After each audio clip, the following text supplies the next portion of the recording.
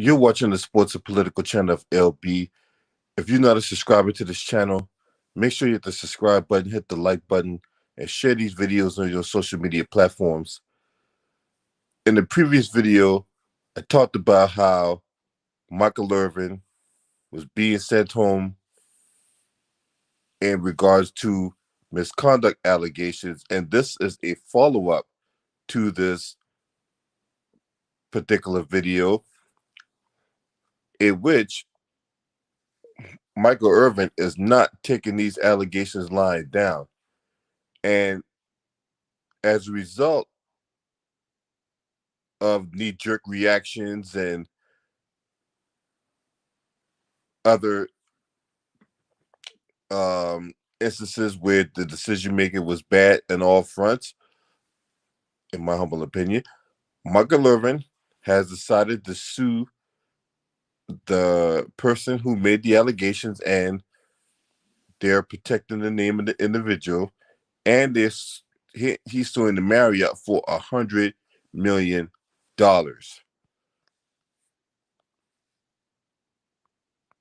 And to me, this is a way to fight back against these allegations that people make, because we're in this society now where if someone makes an accusation against you, you're practically proven guilty, or you're practically guilty until proven innocent. What's up, Day Love?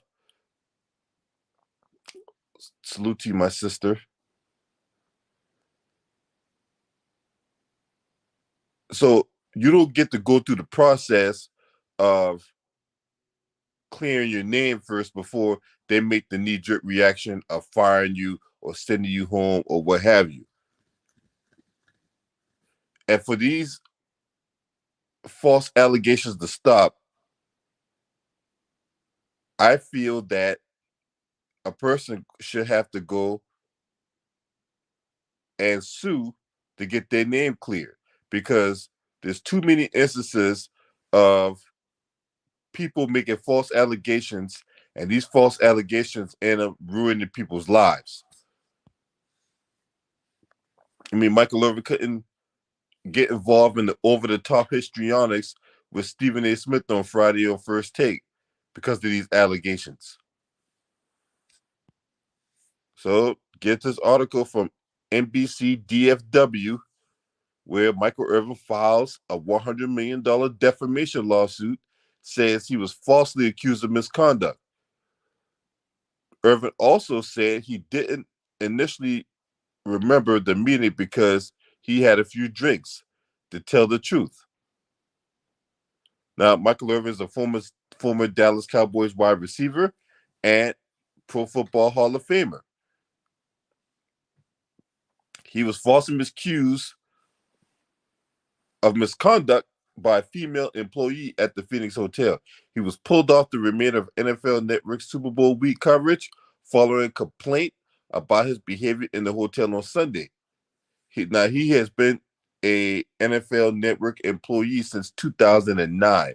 The lawsuit against Jane Doe and Marriott International Incorporated was filed Thursday in Collin County, Texas. Of course, Marriott declined to comment. In interviews this week with Dallas 105.3, The Fan, and the Dallas Morning News, Irvin said he had a conversation with a woman at the Renaissance Phoenix Hotel downtown that lasted between 45 seconds and a minute. He said he did not know her and there was no sexual misappropriation. He also said he didn't initially remember the meeting because he had a few drinks. In the lawsuit, Irvin said he returned to the room.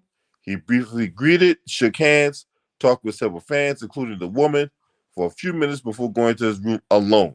The lawsuit claims the hotel manager reported false information to the NFL, accusing Irvin of improper behavior towards a hotel employee.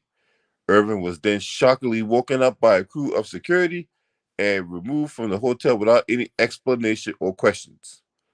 Witnesses have came forward in Irvin's defense, said Irvin's attorney Levi McCaffrey. It is clear that Michael is the latest victim in our cancel culture, where all it takes is the accusation to ruin a person's life. Michael looks forward to clearing his name in court and hopes that the court of public opinion will see the truth come out as well. Now, on social media, there's pictures and even a video of Michael Irvin talking to people in the hotel lobby. And you also had people come out and corroborated Michael Irvin's story. Um, so while I have issues with Michael Irvin, but it's deeper than rap here. It is absolutely deeper than rap when it comes to crimes and other allegations getting projected on the black people. Because at the end of the day, whether you sell your soul to the devil for that bag, they still look at you as a ninja. You still get looked at as a ninja. And unfortunately for Michael Irvin, it had to take this for him to probably see the light. Now, for all we know, he could still not see the light. He still could be out here buck dancing. But as I stated in the previous video, you don't get to play on the same level playing field as these white supremacists or whatever like that, right? Because this type of story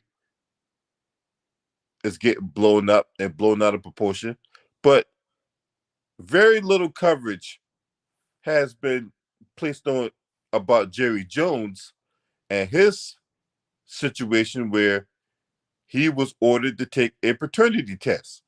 And last year, you had a woman come out of nowhere saying that she was the daughter of Jerry Jones. But that didn't get nowhere near the coverage of this false allegation that got put on Michael Irvin.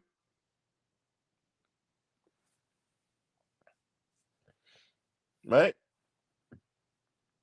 And no, we're not going to forget about Michael Irvin defending Jerry Jones after that photo came out about him back in 1950. We ain't forget that, but that's not what we're talking about here. We're talking about how crimes are projected on the black people, and either in this case, Michael Irvin just, he just lost the ability to cover the Super Bowl. But we've seen cases where crimes are projected on the black people and it turned out to be grave consequences, whether it be police opening fire and killing black folks, right?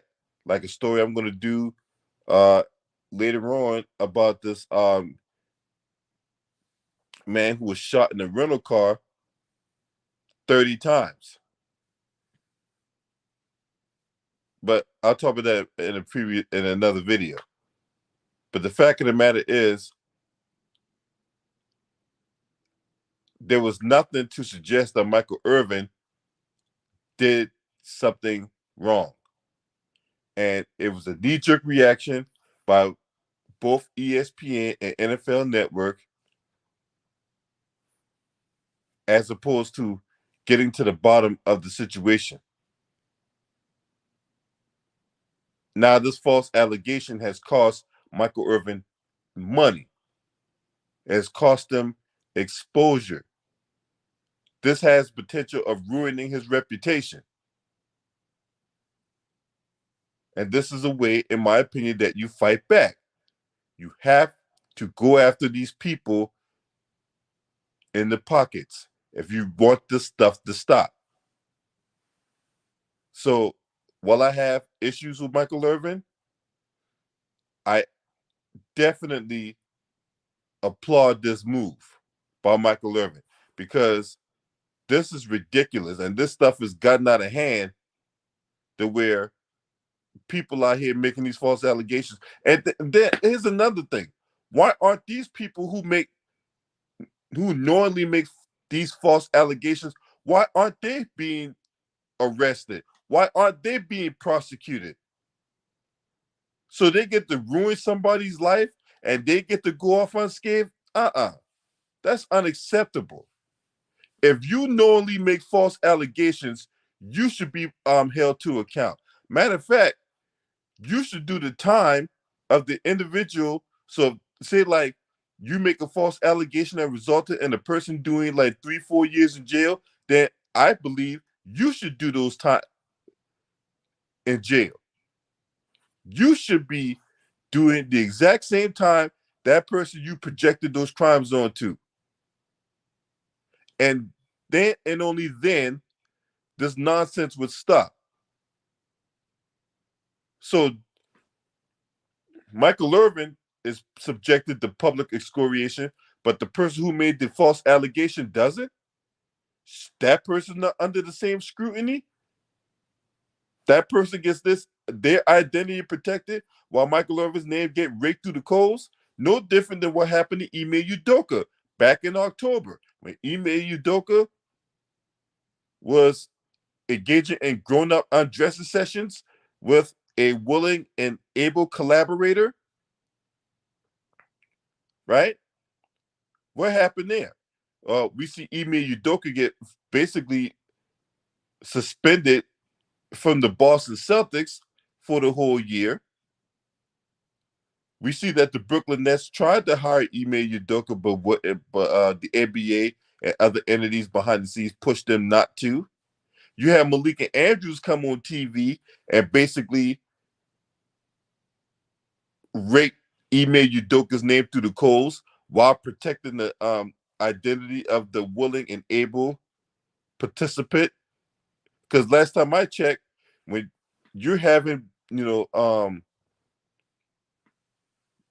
those kind of encounters, it takes two to tango.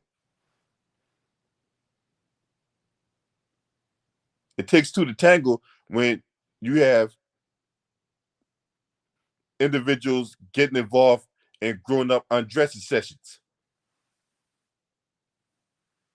So we're just gonna rake Ime Udoka's name through the coals, but we gotta protect the other person's name, identity, likeness, and sanctity.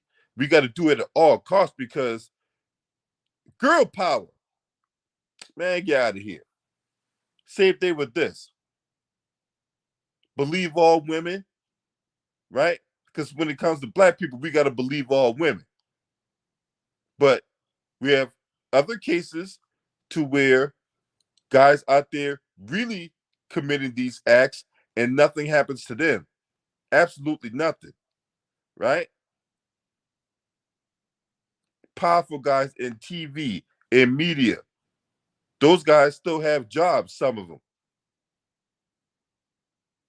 Those guys are getting paid millions of dollars to come on your airwaves and spout the stuff they spout. But someone could just accuse Michael Irvin of something and Michael Irvin could be sent home swiftly. And that's unacceptable. So why aren't these people who knowingly and blatantly making false allegations not being held to account?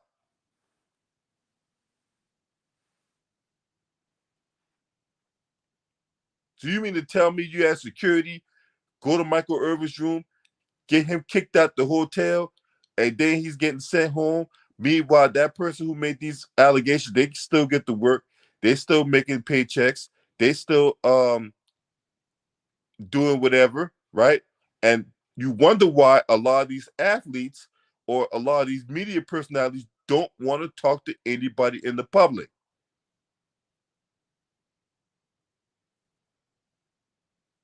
And then we want to double down on this stuff when they don't want to talk to us, when they don't want to interact with the general public, and say that, oh, well, that guy didn't want to give me no autograph, or he didn't want to take a picture of me. He was being an asshole.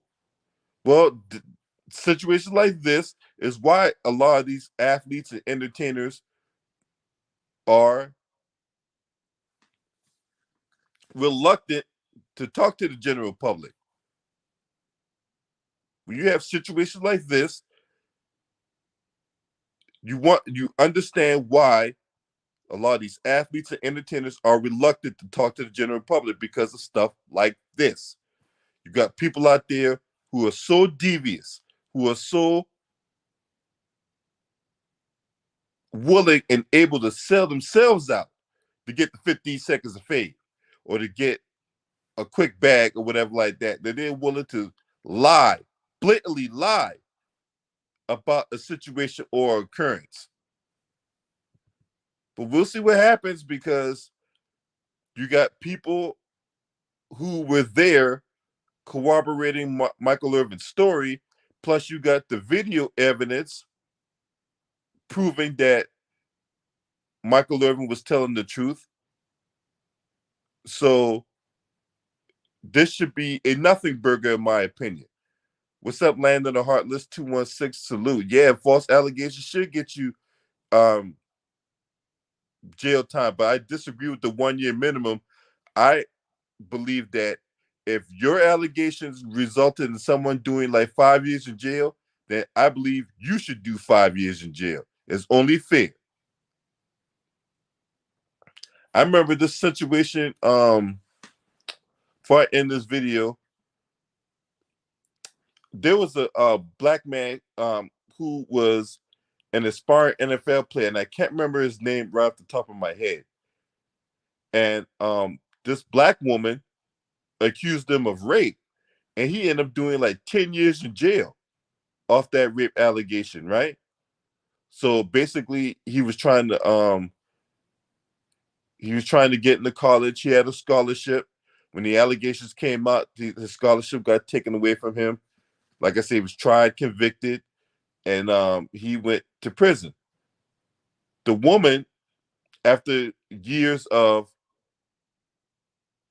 so many years, and she had $1 million and spent it all. She spent all the money.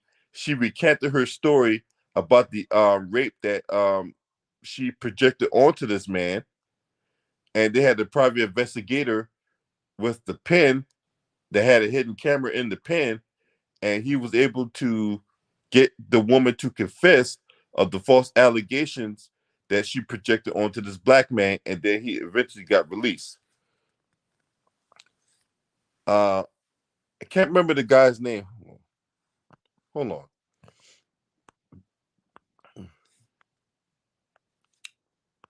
Hold on, y'all. Apologize for that.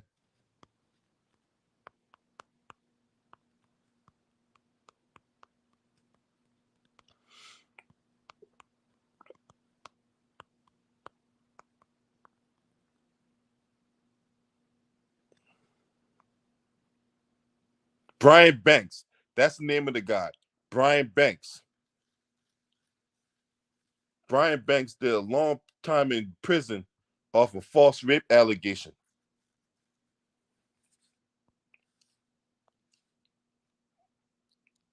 And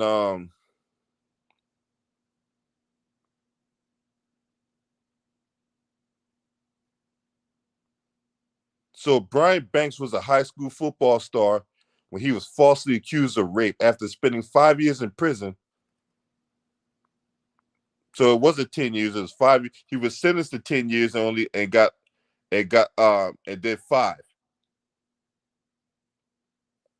He was supposed to get a scholarship to USC, University of Southern California.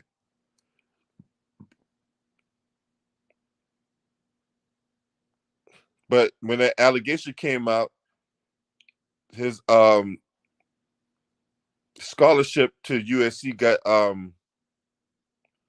got revoked. And then after the dude gets released from prison, the woman who made the false allegation against Brian Banks, she tried to date him. That was the thing that made me really perplexed. She tried to date the man that she threw in jail off a false rape allegation. But anyway, that neither here nor there. That was one of the more extreme cases, whatever like that.